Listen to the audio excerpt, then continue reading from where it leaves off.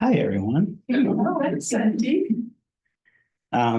Just discovered that I was giving Dharma like 15 minutes ago. Um, but what a great invitation to really see where I am in my practice, right? Because there's so much of me that wants to be prepared, right? Wants to be prepared. And and maybe not even fully because I find that I drift towards like improvisational things, especially in dance, things that I have a lot of comfort in. I drift more towards improvisation. Um, but when it comes to the Dharma, I like I like I don't know, create some false pedestal that I now have to stand on. And it actually feels a lot like the opposite of that. It feels more grounded.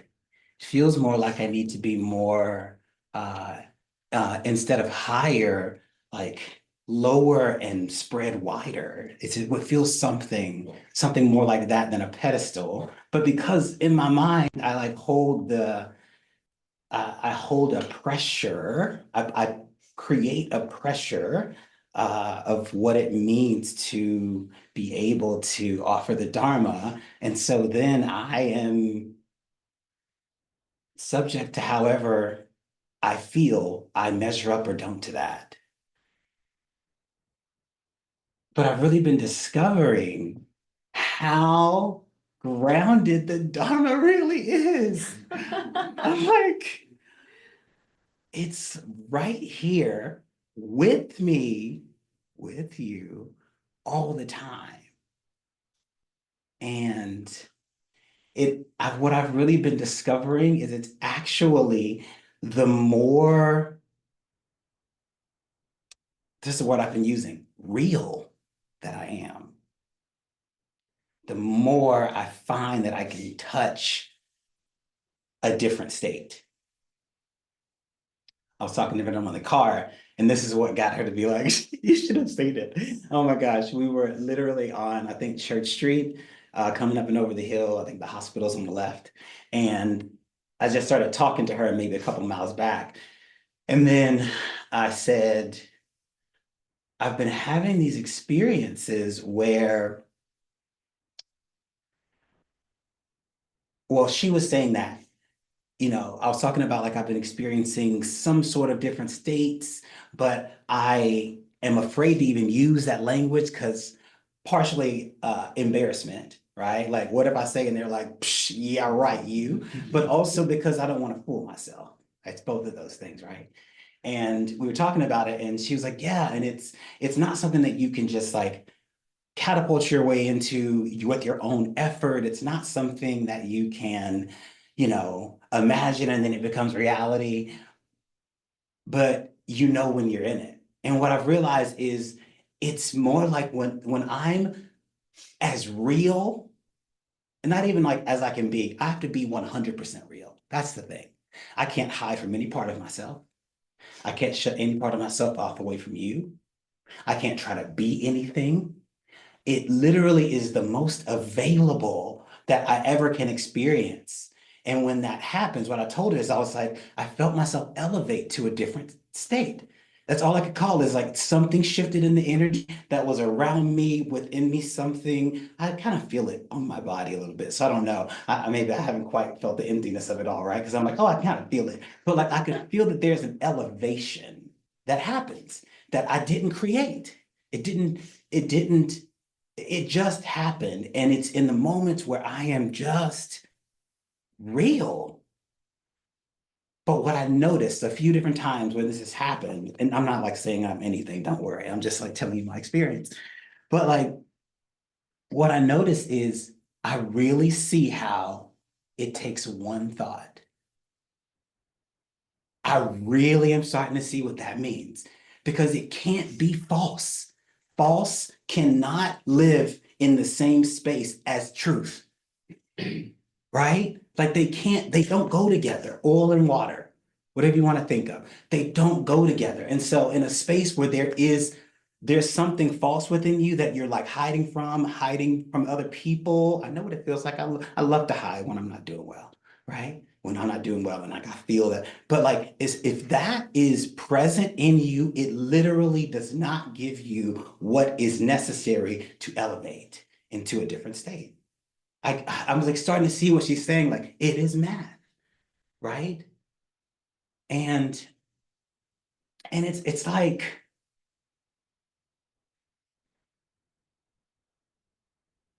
why? Like, why is that useful? You know, in reality, that we live in with people and animals and things. Um, because I feel available in a way that I don't otherwise. I feel available. And I'm like, I'm just like experimenting, I'm figuring this thing out. So like, it's a lot more will be revealed, right? But like I can feel the availability. Okay, I'll tell you this is great. We were in choir. I had another one of these moments. We were in choir a little bit ago, right before this, and Venerable started to not feel well. And I was, I was in a bit of an elevated state before that happened. And then as soon as I asked her, "Are you venerable? Can you give Dharma?" She said no. First thing that arose in me is, "You should give Dharma." But I was like, "No, no, no, not right." As soon as that happened, I felt like a power down. And that was the thing, right? I was like pushing something away that was real, something that just appeared. I was pushing it away, and I could feel immediately how it shifted my state. And so this state thing, it can sound so woo-woo, but it's really not, is what I'm finding. To be able to get into it, I find like what feels like hard about it is that it requires us to be with all of ourselves, every part of us. And I don't know about you, but we don't usually like that. Every part of ourselves. And what I'm finding is like going deep too, not just looking surface level on what maybe has been true, but going deep, allowing ourselves to peel back the layers. I've been taking like one thing and like really pulling back the layers of it and trying to understand, maybe it's like a thought, a way that I'm thinking or even something I'm contemplating. And I'll just start to really peel back the layers until I get to a point where I'm like, I don't know. I don't know where to go from here. And then I'll pause there. Right. Um, but I'm finding that it requires a honest, like y'all, hear me, honest. And I'm so passionate right now because I'm starting to feel what honest really means. You can't fake it. But when you come into something, when you're that honest, it's like it feels like I get rewarded for just being like true and not trying to be any particular thing.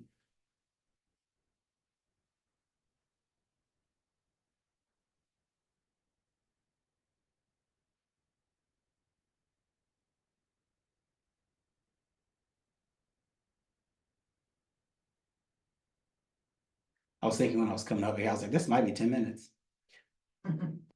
Period. It might be 10 minutes. But what she said to me is as soon as she heard me talk about like that one thought, she said, "You need to be giving Dharma. Pull over, tell Joe to come pick me up." And you go back. But I see why. I see why. And I think I'm open to hear from y'all.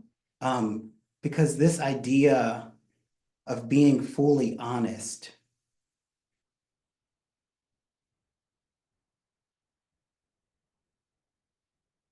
we just have so many things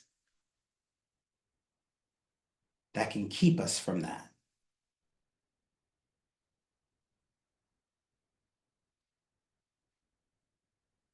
And we got to open the closet with the scary skeletons in there. and really be willing to face them.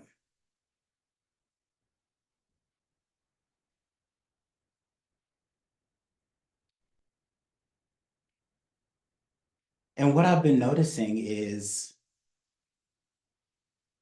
as I have been really making myself available, really looking, it's like all of the teachings that I've been learning started to magnetize, is what it feels like. It feels like all the teachings have, it's like they are dormant until I start to really do that honest work.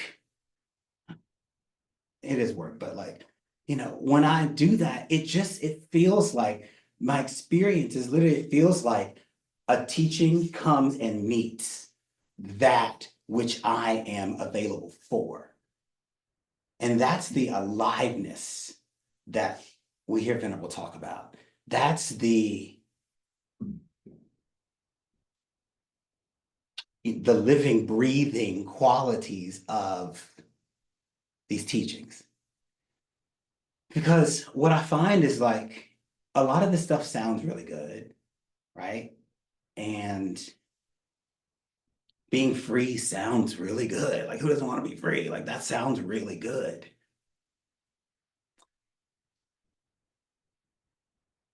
And even what I find is like, even our true, um, true affinity with these teachings, right? Any teachings really is wonderful to have, right? But I'm seeing more how um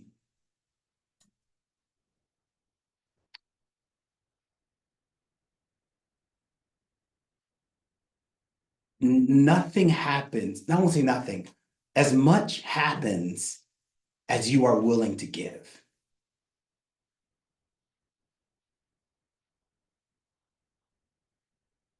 Because if you would have asked me 3, 4 weeks ago if I really felt like the Dharma was alive in me in the way that I know I have felt it before, I would have been like, no, I actually feel like I'm like elevator floors lower than that is what it felt like. But what was interesting is it just took a shift in my own willingness, in my own state of mind. And then it felt like all of these things that I've been hearing and that I've learned, they started being activated. It's the coolest feeling. It is so cool. And so what that also said to me is you don't really know what you have based on how you hold it in your mind. There's a falseness to how you think of what you are and aren't. But what you can bank on is your actions lead somewhere.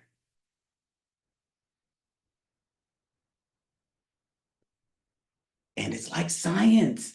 I think that's why I'm so excited, is I'm like, I feel like I am seeing that it really is scientific. Now, what I have to always do with myself is like know when to tamp myself down.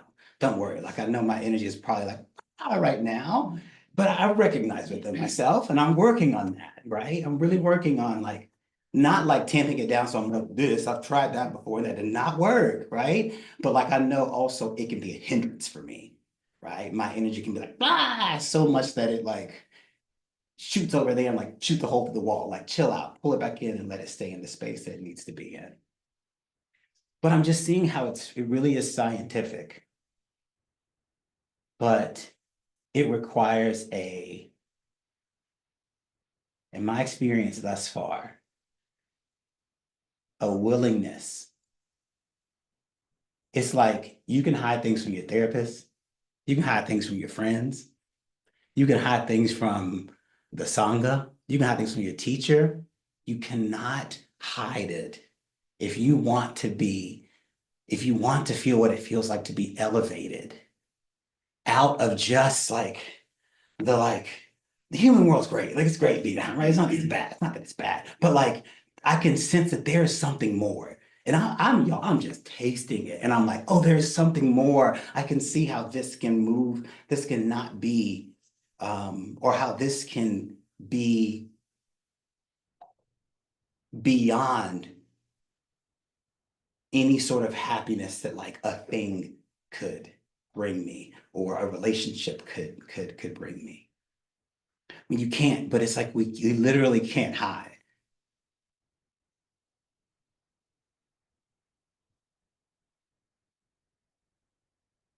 I think I'm down to open up to just see reflections, thoughts, feelings.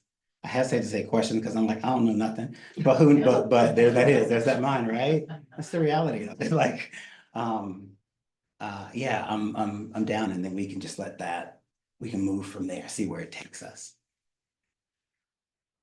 Like to add the hiding from this, that, and whatever, and it's the hiding from ourselves. Mhm.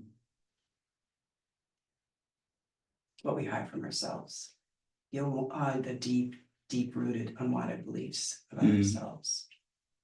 And all the compensating strategies of the ideal self, which is constantly operating. And you mentioned something the other day about going for a walk. And you were seeing something when you went for the walk and you were doing reflecting and something you saw. And I think something brilliant that you said, Santi, was, and I didn't go after it. I didn't want to solve it. I didn't want it to go away. I was just with whatever it was, like it was okay. And that was brilliant. It was a brilliant awareness. I feel like I found a hack for myself. And I really believe more. It's like all these things that are words that I've already believed in are now starting to have a different meaning because the experience now is there to some extent. But I see why there's different methods and gates. Like I get it. Like for instance, my contemplations have been going deep, deep, deep, deep, deep since I started listening to a short Dharma talk while I was going for a walk. And then from there, something about me moving my feet, I think it's because I have a lot of energy. When I sit, y'all, my concentration is terrible. Oh my God, so bad right now, right? And I recognize that and I'm working on that. But I also realize there's something about just walking for me that I've noticed opens my mind up. I think it gives my, my current state that still wants to be moving something to do so that then it can open up in a way that when I'm sitting, I've noticed like I can't get to yet. I'm working on that, right? Standing, sitting, lying down. I'm working on that part. But right now, my feels like a hack. It's just going for a walk and my mind really opens up and I get to go deep and I have the space to go deep, but also feel like I have all these choices while it's happening. I can see when I'm trying to solve it and I can choose not to. I can see when I've hit the place where I don't understand and I can just let it go. I can see when my mind goes this idea and this idea and I can like I really am noticing that for me, walking is a great tool for me to be able to accomplish what I want to accomplish. In my mind, though, sitting is the ultimate. That's how I hold it in my mind. And therefore, I would have even given credit to like how that can be a method, a way in for me. And so what it's also helped me start to do is to really listen when Buddha Master, when Shakyamuni, when there are different methods and really see where one catches you and you're like, oh, that's me. Really take that and just move with it and see where it can get you because it is for everyone. It is everyone. We are the Dharma. We are the wisdom of the universe. That can sound so woo-woo.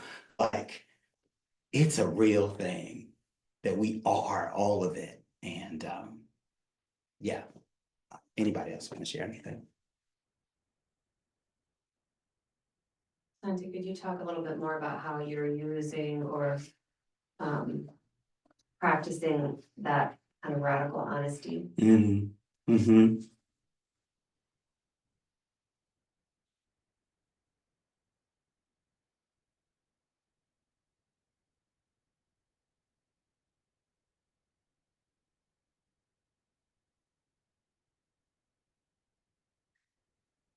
I find myself, one, I have to really notice when a thought or an action or even a way of speaking, but I'd say like thought, just because I can usually catch it before it comes out of my mouth sometimes. And then let me just say this. I one have to really be willing to look at it, not put it on anybody else is a big one. Not put it on anybody else. It's not theirs. Like I have been experiencing, so my roommate is someone who we are like on opposite ends of our natural way of being in the world. In a lot of ways. You know, he tends to be more introverted, I tend to be more extroverted. I am more artistic, he is a doctor. Not that there's no artistry in that, but like, you know what I'm saying? Like the mind that it takes to like really dive into the arts versus be a doctor, there is a difference, is what I'm talking about, right?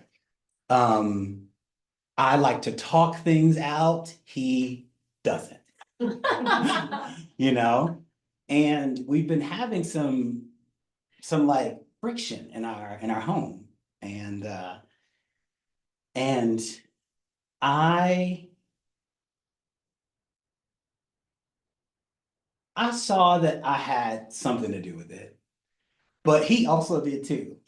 And I was holding that, you know? And it's not that he doesn't. That's what I'm saying. It's not that he doesn't, but what happens if I fully clean up my side of the street? What does that do to his side? Instead of going, you must like meet me, because that's a thing that we have told ourselves and people have taught us, they need to meet you. Sure, I think that is a way of handling something. Maybe you're someone who like doesn't know what it feels like to be met and you still have not healed from that and that is what you need. But I'm saying that there is another way that doesn't require anything of someone else. So what happens if I clean up my side of the street completely? What does that do here? And what I noticed is as soon as I stopped blaming him, I took full responsibility for the way that I was showing up, how I was being spiritual, you know, like I was like, not, you know, going off acting in a certain kind of way. I was being very calm about like what you want, but really I was like, I'm only giving you half of my energy right now. You know, sometimes I give you full, but then I get into myself and I'm like, no, pull it back because I feel a certain way about this and you're not giving me anything. And this is push and pull. But when I stopped blaming him at all for any of it and took full responsibility, the fact that I really was like giving and taking of my energy intentionally, right? The fact that I was waiting for something from him in order for things to be resolved.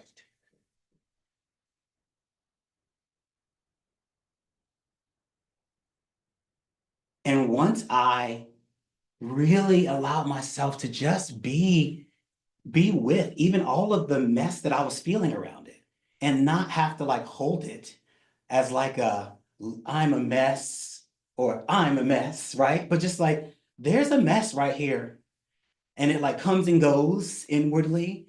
But if I can just, it almost feels like turn myself, it's like, it felt more like when people say be with it, what I feel right now is be with it isn't like just it.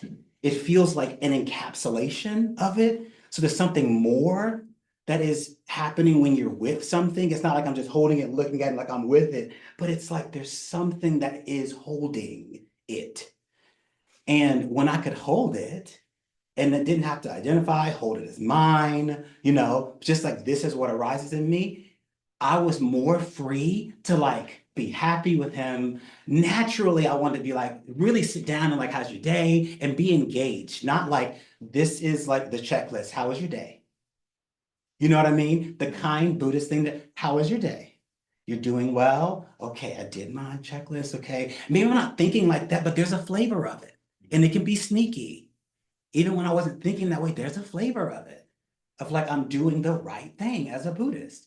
But once I started to release that and I started to really take ownership for all of what I was doing, and even I won't say that, but taking full ownership of it, it just allowed, and I think this is the statement, right? That like full honesty, full responsibility. I wasn't beating myself up. I wasn't like saying like, you know, uh, it's okay, do whatever you want to. You messed up this time, no big deal. But just like, I don't even like the word owning it, but just that's why I see why being with and holding can work well. But what I'm feeling is like, yes, but you have to feel what that is.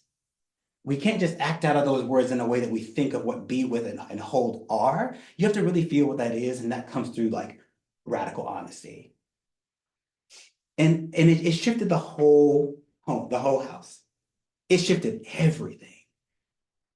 You could tell he felt more comfortable. He felt more at ease. He wanted to share. You could see it was bringing, it made him want to share more. And so when I cleaned up my side of the street, it allowed for where he is and who he is to be able to freely have space to move because I wasn't blocking it with my own mess.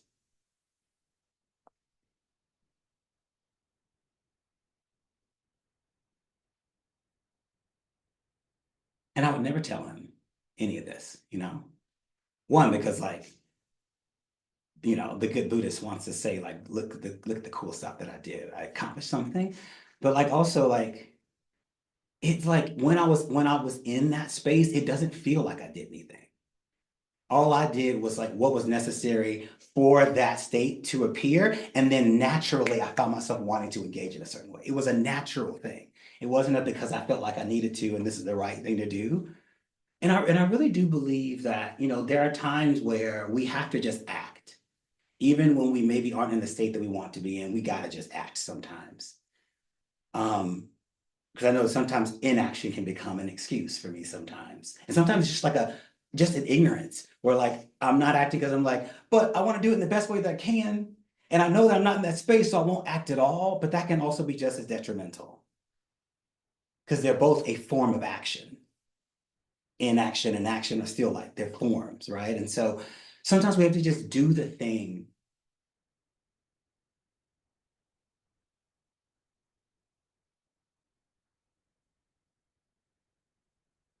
Okay, that train's gone. So I'll just open it back up. Did that answer your question at all? Thank you. Mhm.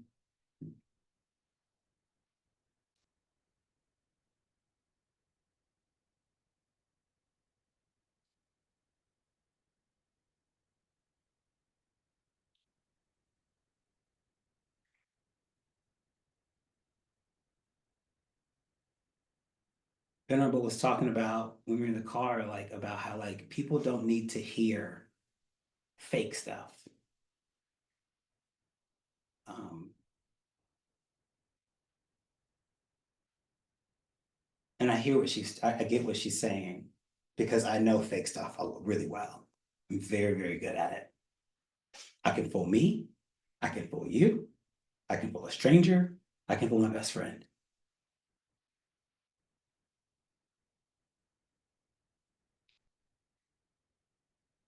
But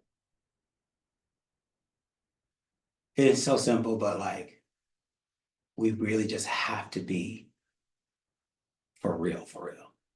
We have to be real.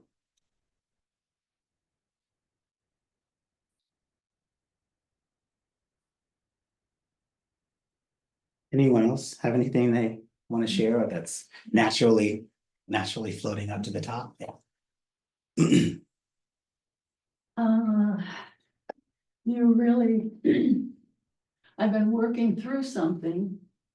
And I was only able to get from here to here. And I knew there was all this below it. but while you were talking, I went all the way. So a couple of weeks ago, an acquaintance of mine had died, and her memorial service was on a Saturday. And I had not seen her for several years.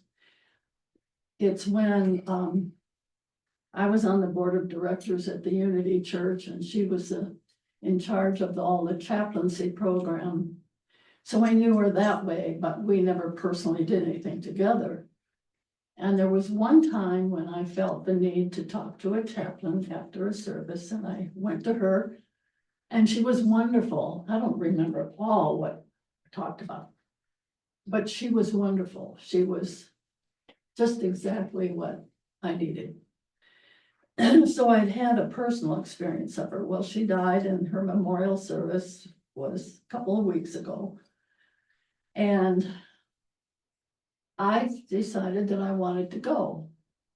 Even though we hadn't connected in years, I wanted to just honor her and honor her presence. And, but at the same time, I have something else that I do at the same time. So there was a conflict. And I'm going to go after a period of time. I asked myself, why do you want to go? Because you haven't been personal friends with her.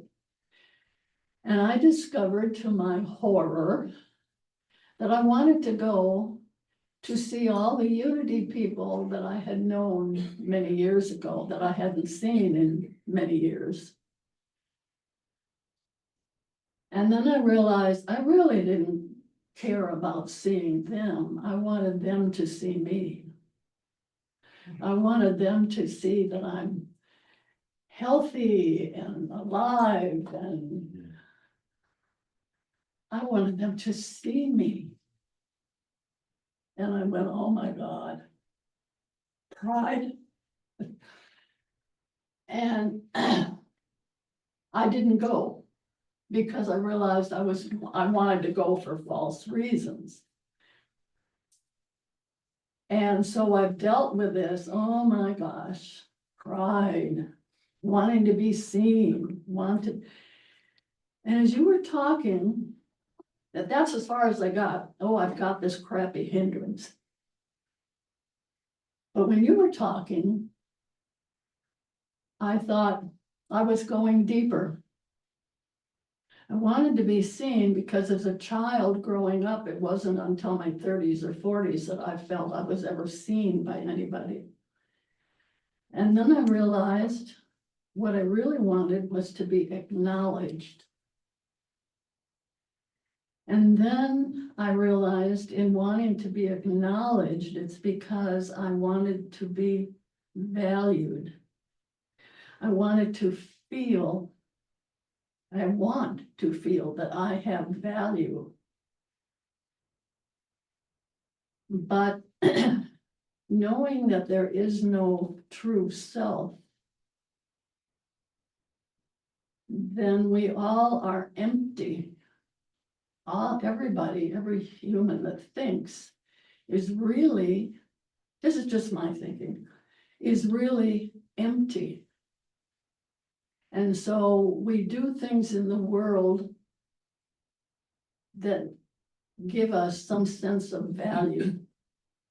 Some of those things might be good, they might be bad, but they may give us a sense of value. Even I think somebody on the street in somebody growing up on the street whose only attention has been from a gang still is striving for value inside. And that value we're striving for is the true self that we are separated from, the emptiness, the trueness. So the bottom line is that I think we all miss.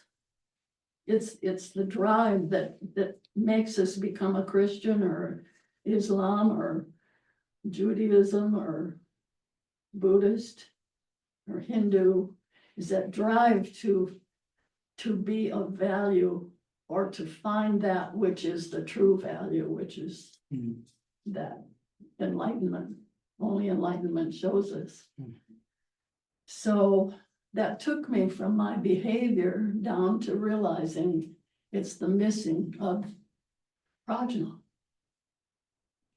And so I don't feel as bad about my hindrance as I did, because I think I see the source of it. And as you were saying, that's okay. Because that desire to be seen, to be acknowledged, to have value is what drives all of us on our spiritual path. Mhm. That's all I have to say about that. Mhm. Thank you. Thank you. I was thinking that something I've been noticing is every way of thinking and being that we refuse to even give up doesn't feel like the right word anymore, just because of the connotation of what that means, in my mind at least, but like that we're willing to see and be with every one that we hold on to is, it's like the depth of that hold is the depth of release that we have to eventually have in order for prajna to flow into that space. Right? So, like, even what you were speaking of, being able to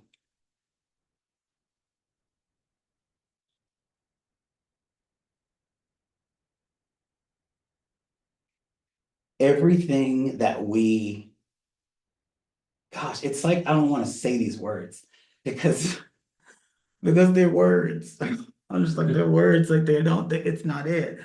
It's but it's like your freedom lies in every part of yourself that you hold on to, that you're unwilling to release. Words are so bad right now, but like your freedom lies in those places. That's where it is. So for you to look at that and be willing to go deep speaks of your willingness to be free.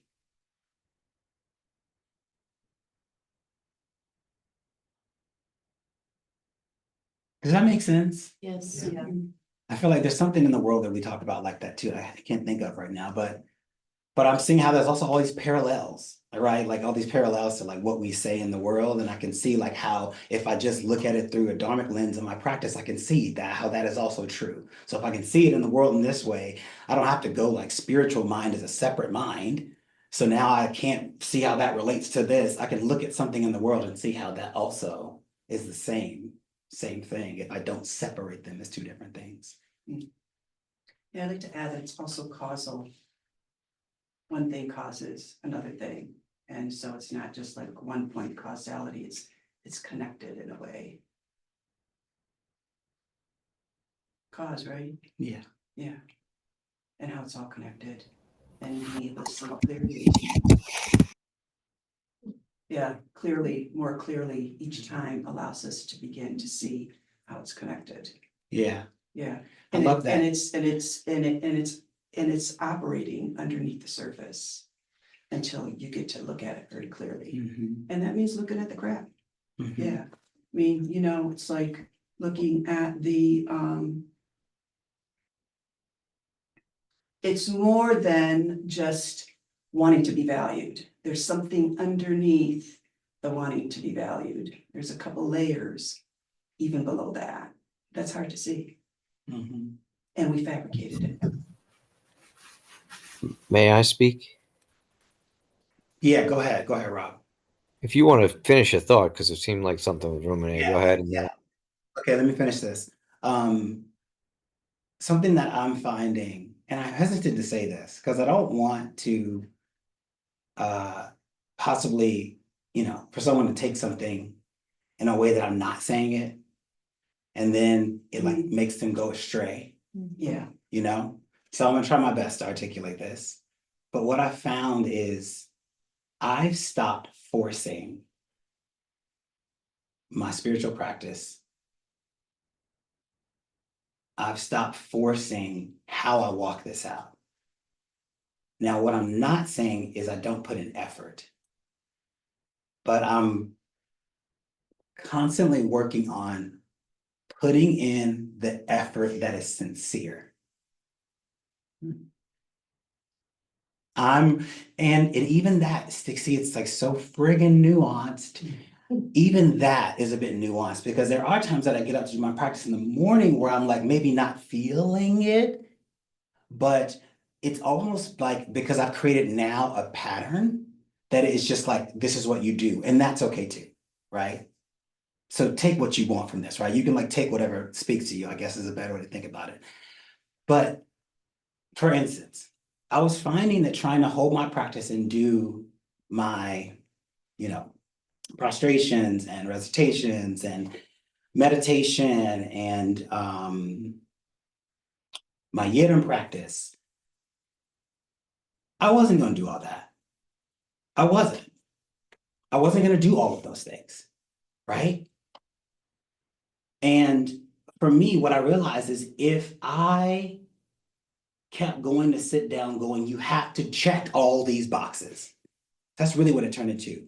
Then what it would do for months at a time is let me go, I'm not sitting. I'm not doing it then. And what I started to do is I just started to do my prostrations, say the Brahma Viharas, what are the three comprehensive purifying precepts? Bow out, get up. That's all I did. Because that was sincere. Because the thing is the desire was there. Like I know that I believe in this path. That is not in question. I believe in the freedom. I've touched it in little ways. I believe in it. But I was trying to go at it at a pace and with an energy that I didn't have yet. And so it was actually keeping me further from what I truly desired. And so I started with just like 5 minutes. And then naturally, I started going, I'm kind of feeling like I want to add Vajrasattva in today. I'm kind of feeling like I want to let's add that in, And I've continued to do that. And now my practice is up to like an hour and a half, But what I'm even noticing is I'm not holding myself to that. If one day I'm like, it got to be 30 minutes, okay, we can do 30 minutes today. So I'm also not getting attached to the practice itself. I'm working on that too.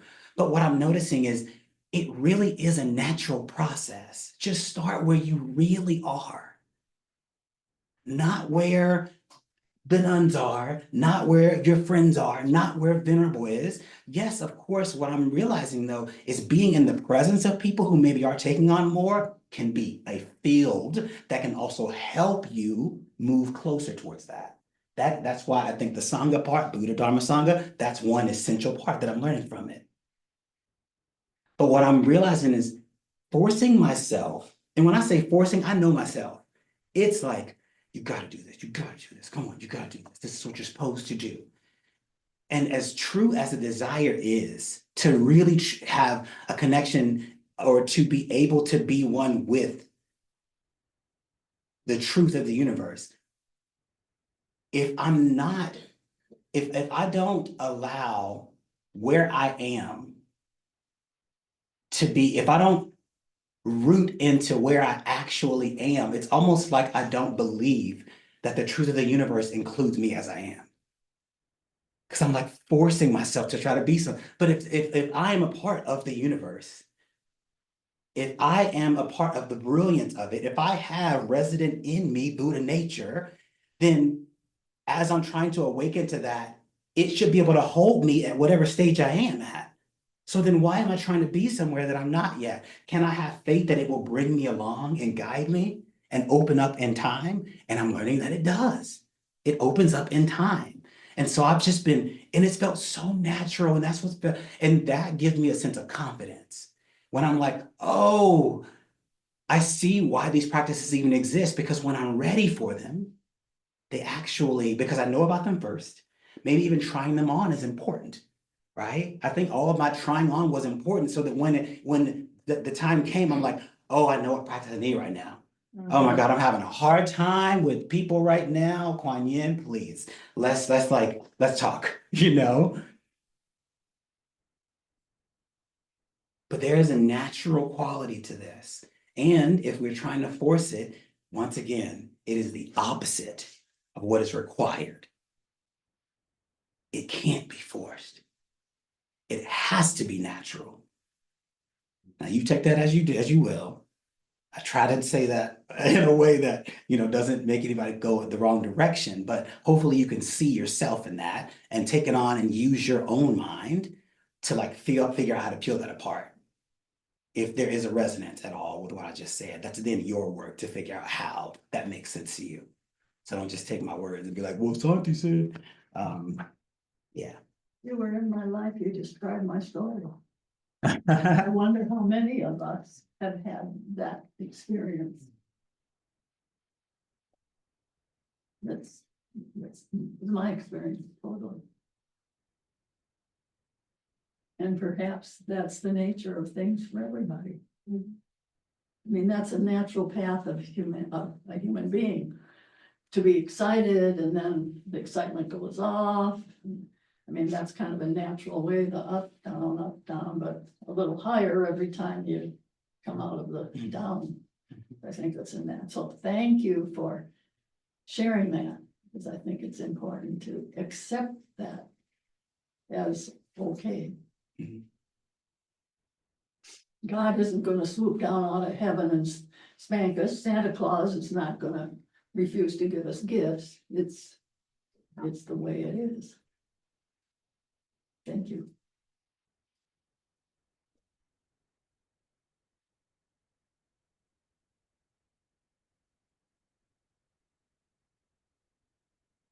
Rob. Oh, Rob, sorry. No, you're good. Um, Honestly, you hit a lot of on where I've been at, which is, I I had to really get honest with myself the last year and realize, like, wow, I've done all these things, been all over all these places, and mostly it was pushing through my mind so that I would have something to stand on, you know? And the prajna that washed through that was tough to see because it poked holes in who I thought I was, you know? And then then what came next after that was understanding that it doesn't matter how much dharma we consume if we can't digest it. You know what I mean? And through force, we don't digest. Like slamming down 10 courses, you're not going to get anything, you know? And so I'm learning the same thing. I'm learning to be okay with where I am, you know? And to realize the fact that really to deepen into universal wisdom, one has to be committed in a natural and sincere way.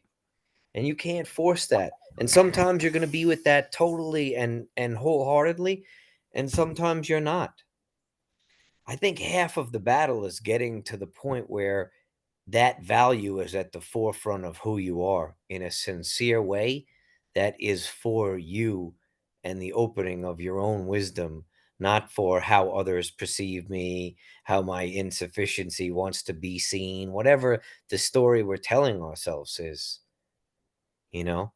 It's really what I heard click for you in there is the sincerity of removing the barriers that allow you to digest the wisdom of where you are, whether it's wounded or bright, inspired or shitty, whatever the whatever the smorgasbord of life is bringing you, you know. And sometimes I feel like to really be able to offer ourselves to others, we have to know deep inside of us the places where we haven't been true, where we've tried to front, where we wanted others to see us as somebody who knew something, even though inside we were spinning on a hamster wheel, you know? The places where we judged ourselves for being 46 and still working in a restaurant. Like, we have to come through the waters of all that and lay it all down and get to a place where we're like, can I let this thing that I don't know what it is, but obviously is much bigger than me, wash through me and allow the thing that wants to be seen in me to come through, And it's tender too. Like, it's not always this forceful thing. Sometimes it's tender. It's tender like a violin in a heart that's like, this is how compassion is born, from what you're saying, this radical honesty. It's not from faking the front. And I honestly, sometimes all I can do for practice is I listen to your CD on the way to work, and I sing, and I sing full heartedly, and then I come home and I'm exhausted, and I'll do some of I'll do some of the preliminaries, but trying to force myself through all that, it doesn't work. We have to be where we are, and that's hard. That's hard for the mind, the thought mind that wants to push the intellect mind, which these cats aren't here. The the intellect that wants to be someplace, right? We don't want to be with the fact that we're having problems with our wife because we're judging her instead of really seeing where she is. We want to be right. So like I'm softening my relationship by allowing my wife to be exactly where she is by being where I am. And honestly, we're growing massively in that. Some days we still get into tiffs. I'm not gonna lie. Like, it's tough having a little one. You know what I mean? They want what they want when they want it. But it's a lot. There's much more space from the realness and rawness of being where we are and allowing others to see it. You know, and not this. So I liked what you said. It's not forcing. You can't. I forced for decades, and it just honestly, you just get tired. You know, that's all. Thank you, Rob. There's something about learning the steps that allow, the structure of the dance, right? You have to learn the steps too. So when I think about like preliminary practices, and it's like, why am I doing this? I've done these water bowl offerings, and half the time I'm not there, and doing the mantras and and so it's like there's something about the doing it and the discipline of doing it also, which is, I think, different than the forcing these things. And I'm doing the these and I'm doing the that's, and that's not really getting me to where I want. But then on the other side of that coin, it's you need to learn the steps to do the dance, and the discipline that is required of that is really important. And I feel that in a lot of ways that I'm not disciplined enough sometimes to do it, because finally, after quite some time, it's bubbled up and I can experience it. But there's something about the discipline of doing the steps, which is the structure that is necessary to get to the ability to flow and experience that beautiful dance, and like the palpability of what that feels like to experience that dance is what I think elevates us to the next level of experience, which I know you probably experience all the time, which is so beautiful. Like, I'm not engaged that way, creatively that way, but you are. And there's something about, you can't just, and I think, because of my karma, I'll just naturally, sit there and I'll be liberated. It's like, you gotta do the steps to be able to have that open up. And that can be tricky. There's also like discipline in the moments of where maybe someone's belittling you or Mhm. judging you. Mhm. Or someone just like pulled in front of you. And like, there's like this moment where you choose something else. And when we, like, Buddha Master always is talking about cultivation. And what I hear from Santi is in those moments at home or in the moments where he was wanting to displace, where he could have been disciplining his behavior. When he disciplined his behavior, his affinity for those practices naturally opened. Because there was he had a discipline in the way he was with people. Buddha Master talks about our cultivation depends, our cultivation to become bodhisattvas depends on other beings. And so I think we look at discipline in one way, but discipline has an array of forms, of shapes, and ways of being. But Santi has been explaining discipline in his way in which he shows up in the world, and naturally he's able to do these practices.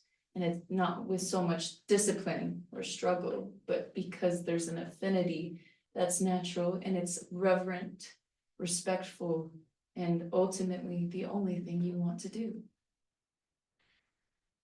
Thank you, sister. That's what I find is as long as the affinity is real Mhm. and the desire is real, Mhm. and you go at it at the pace that you can honestly and sincerely give, the rest unfolds. Mhm. That But it honesty, has to be sincere. yeah, So this will happen, like y'all, I feel like I hit a rock bottom, but it was more like the deepest truth. I had to get to the deepest truths, and it felt like a rock bottom because I was questioning everything in the best way, though. I literally got to a point where I was like, do I have affinity for this path? Do I want to awaken? Do I really think that I have the karma to truly awaken in this life? And if not, what can I do in this life? And should I just focus on that? And how do I do that? Because I find that the path naturally, it feels like a hill where I start and then I'm just like somehow rolling into more of it. It just keeps opening up. But I was questioning everything. But what that did to me is it made me get to the base of what my sincerity was. So if you haven't asked yourself in a while, really ask yourself, what am I really going after? What do I really want? Because if the sincerity is not real, you're literally fighting against yourself in this life. You don't know where you're going after this life. You might have to pay for some stuff in the hell realm after this. If you don't believe that, let this go. But if you do, then you get it. You'll be like, oh yeah, I got you. But like you don't know what it's going to look like. Even just think about like you in 2 years. The you from now into those 2 years that is sincere, that moves with truth, that moves with realness, is going to be a different person than someone who is not willing to be honest about what they really want and then moves from that place. So you can keep it close. Keep once again, you don't have to expand past where you really are sincerely ready for. And it matters even in what I just said, right? About the hell realms, right? I say that for people, but I really believe it. And so just make sure that you really know, really know. Because also, like, this is the life you got. I'm really seeing it like, why am I full? What good is it doing me to be faking it or trying to impress somebody or trying to get someone to think something of me? What is that doing for my life? Where does it keep making me end up? That's also the good, I would say the good thing about falling over and over again, repeating things over and over again, is eventually you stack up a lot of examples that you can then start to go, maybe this time, let me look and see where that's gotten me. Dang, is that where I want to be? No. You know? And if it's not where you want to be, then you got to change something. And I think the biggest start is be sincere about what you truly want. And just start there. Like at one point, y'all thought I was going to get off this path. But it's good because it made me ask the hard questions. Why am I really doing this? Do I really, really believe this? Not just because it sounds lovely. There might be something else that sounds lovely, like what these teachings are, what Buddha Master says, what Shakyamuni has said, that might be in a different path for you. It might have a similar flavor that you're like, ooh, but this is what I can get behind right now. It could lead you back. But I'm just saying, be honest, be sincere. And like, I mean, think about it. I was listening to Sim Rinpoche recently, and he was talking about this. He was like, think about how you feel in the presence of someone who you know is truly generous and sincere. How does that make you feel? Right? And then he said, think of somebody who you feel confident that when you're in their space, that they're a fraud. They're not being honest. Think of what that feels like. And then tell me which one you are more attracted to. And that really hit home for me because I said, even in book study, I want to be able to be so sincere, so honest in my walking out of life that I can be in the presence of anyone and they feel like they've never been judged. They always feel like they're welcome, that they can be as they are at any stage and that they are okay to be in my presence.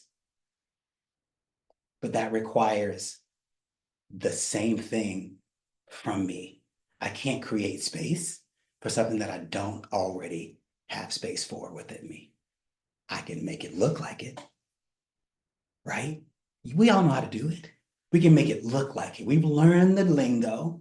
We've learned how to sit. We've learned how to talk in ways that we can make it look like it.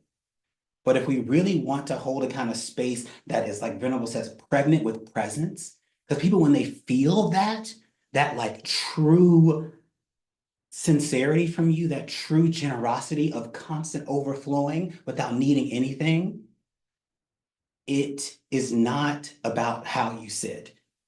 It's not about how you talk. It's what is alive. And that is like, that creates how you sit, how you talk. The actions come after, they are a product of the state. They are a product of that. Okay, it's 1:15. Yeah. Was that a product of the state? I just want to say thank you. To have got, if I had gotten that call, I would have gone to a different county. I'm not getting up here without notes. I'm not getting up here without my stuff. Yeah. You did a fabulous job and it was inspiring. Thank you so much. Yeah. Thank you, brother. I think that's the whole point, is that it's not about how much notes we have, you know what I mean? How many recitations. It is about perfuming the mind with those things, but it's like, how real and sincere can we really make this within ourselves? That's what a teacher is. It's someone to show us what the living way is. It's that simple, you know? But it doesn't mean anything if we don't find our own living way.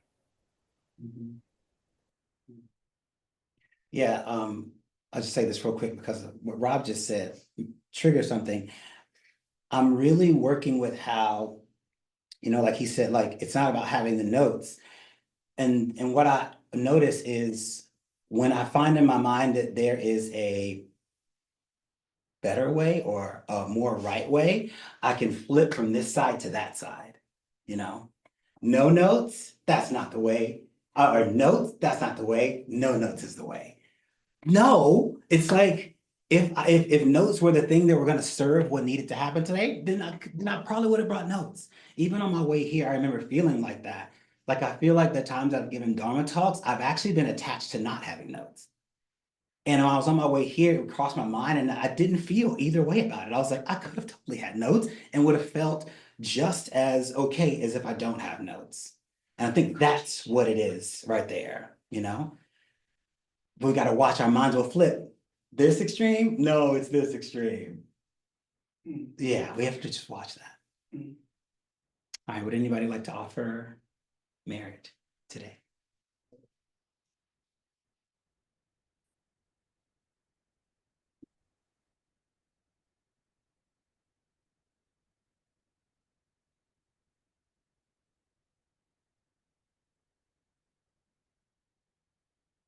May the merit of our time here, listening and participating, be for the benefit of our family, our friends, and every sentient being. May they come to understand and appreciate their own truth and attain Nibbana immediately.